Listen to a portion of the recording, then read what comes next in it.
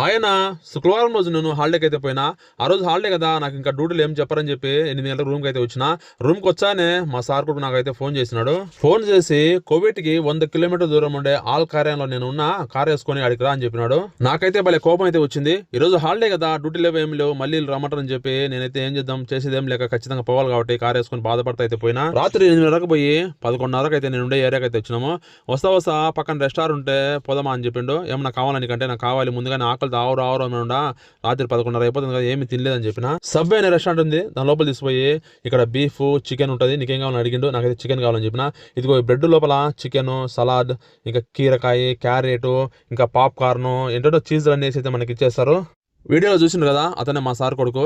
కాకపోతే నన్ను ఊరికే తిప్పి పెడతాడు, ఆడికి ఈడికి అక్కడ తిప్పి అయితే పెడతాడు. యాస్తికి అయితే వచ్చాడు నాకు కొన్నిసార్లు అయితే. చూడండి, ఇదిగో నాకు ఇచ్చిన ఫుడ్ ఇదే, తినేసి హ్యాపీగా అయితే నేను రూమ్కి అయితే పోయినా.